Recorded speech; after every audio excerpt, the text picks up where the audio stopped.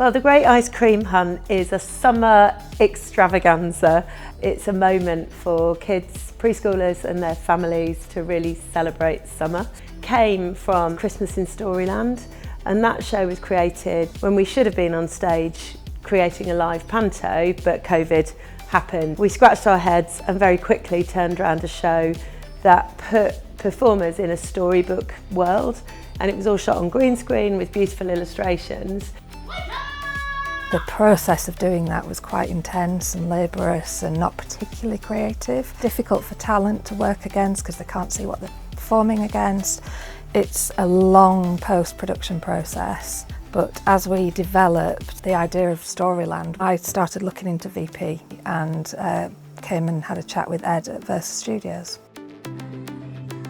It was brought up that there's a concept of trying to move on to the next level of technology. So I said, well, I've been working with Nathan for a few months, and we've been chatting about volume production, and not just about the wall, but about the creative options that it can give you. And then brought in BBC producers to physically see a demo. So I think the reaction was quite astounding. And now we've reached this point, which I think we can all be, well, very excited about and very proud of. So we got involved in this production through Versus Studios, who brought Immersion Science in as independent consultants to talk about how we could elevate production and do something a little bit different for the Great Ice Cream Hunt. Virtual production is an alternative to shooting on green screen, where the difference is that on set, as you can see here, there's an image that's visible in camera. And through camera tracking, we can detect the position and rotation of the camera in real time. So that means when the camera is pointed at the high-resolution video wall, we can essentially see the parallax and movement of the virtual set as an in-camera set extension.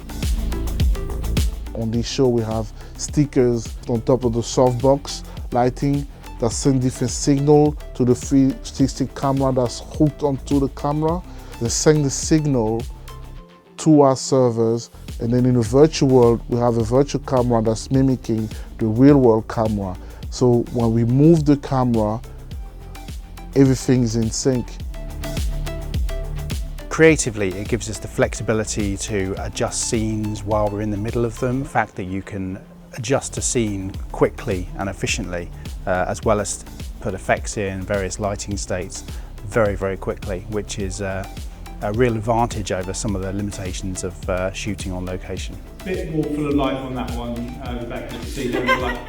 The whole show feels glossier for having VP, in that we can use tracking shots, we can get really close, move the background around to suit our shot. It's been easier for the cast to be able to visualise where they are in the world and actually immerse themselves into their characters a lot more, because they can see the worlds that we're taking them to. It's nice as a performer to be able to actually interact with things that are happening around us. Before, with green screen, we would have had to have imagined. It really sort of like helps create a childlike imagination and playfulness for us as performers as well, because we can physically see a very childlike illustration all around us. But working with technology like this is really levelling up the type of performance that we can create for our audience, and to be part of that is exciting. We've had a really interesting workflow where we worked with a children's book illustrator to create panoramic illustrations for 5 different worlds. We took those illustrations and separated them out into a workflow that would take 2D assets and represent them in a 3D world inside of Unreal Engine.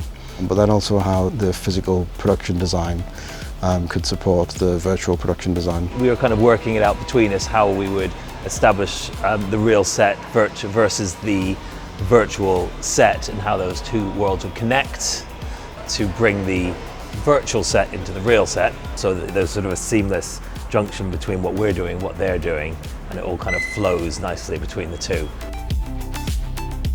Virtual production's actually brilliant. For every department it brings something different. It's sustainable. I think the storytelling has gone to another level. So again, it's collaborative. All filmmaking is. When you do explore and try and make it work, it's mind-blowing.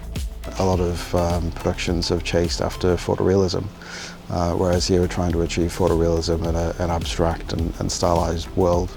This production represents what could be the next generation of virtual production. This show will be groundbreaking in the sense that it will act as a marker for VP and this type of application of design along with traditional craft design to deliver within the TV world as well as in IN, television and film. Everybody's looking for that kind of golden egg to create content that translates globally. I think something of putting illustrated worlds and live action worlds together still feels very fresh.